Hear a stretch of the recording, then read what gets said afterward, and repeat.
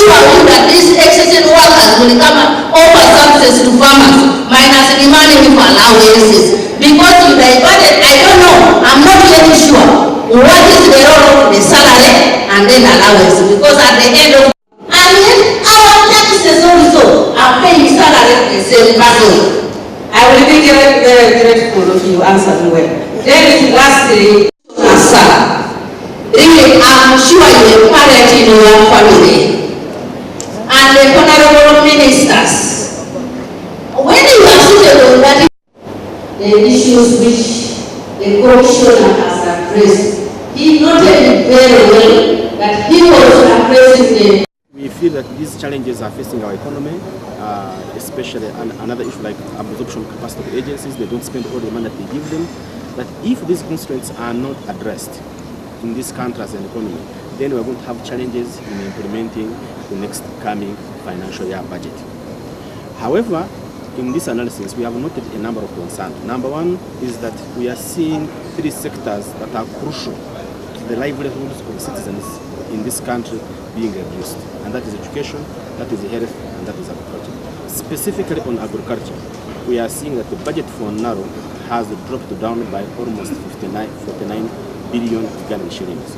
This is almost 149% reduction in the NARO budget. So when the banana wheat is coming, it has been cut. When we go to education, we have calculated one of the reasons why we have poor performance in this school is that there is poor monitoring of these schools.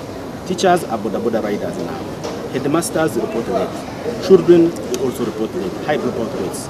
And therefore inspection of schools is high. If we are not going to monitor the performance of our schools, the implementation of government programs in schools, then we are in a total disaster. And lastly is health. Two major things for health is that we have seen, one is that there is no wage enhancement for health workers. It is still remaining stable. That's number one. But we have also realized that money for pharmaceuticals, those are drugs and the rest, has actually reduced because one of our donors, the donor project that was being funded, has also has come to an end. And therefore, that's a very big one on our part, that product medicines and other supplies in the Ministry of Health are likely to use. So in brief, those are some of the things that we are looking out for. But also, as civil society, we have come up with taxation proposals. We have been accused that we don't tell government where to get the money. And we have listed a number of things. And I will give you just key major proposals. Number one is that we should tax cash withdrawals above 5 million. This is to protect the poor who have less than 5 million, but also to encourage the informal sector to join the banking sector. People who have billions in their rooms and their houses can join the banking sector. Another taxation proposal we are proposing, currently environmental levies only for cars that are very old.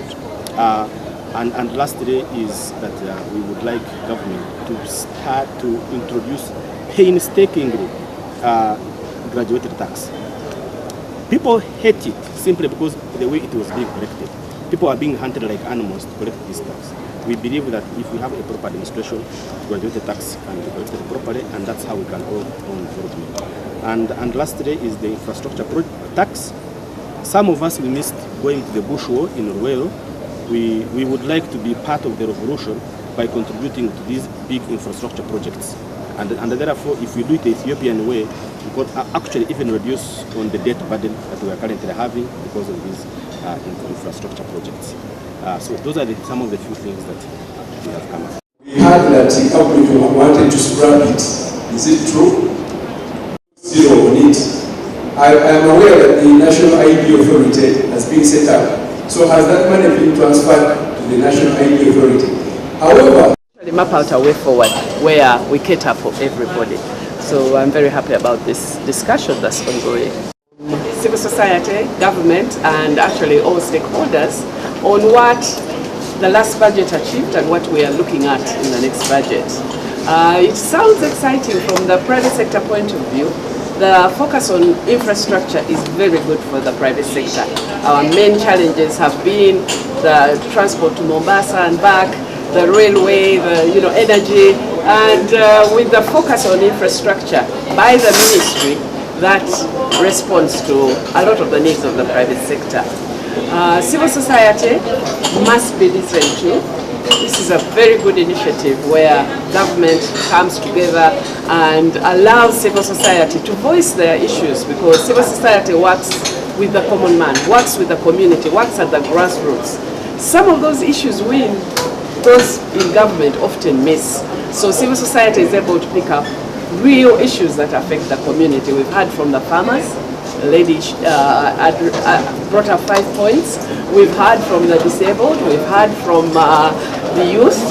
And there is critical issues for their sectors that government must incorporate in the next budget. Extension workers, I'm not yet certain, because there is no proper guideline on the side of a ratio, like it is in health and education, that extension worker is only the health worker is supposed to attend this number of places, provide services for us, because we cannot improve our agriculture if we are at a distance with the agriculture extension workers. Mr. Commissioner, sir, you are much aware that at the district level, like a district, maybe it is only me who is unfortunate. A district where I come, we have only one production officer, the man who has grown old. Which ratio do you give that man to attend a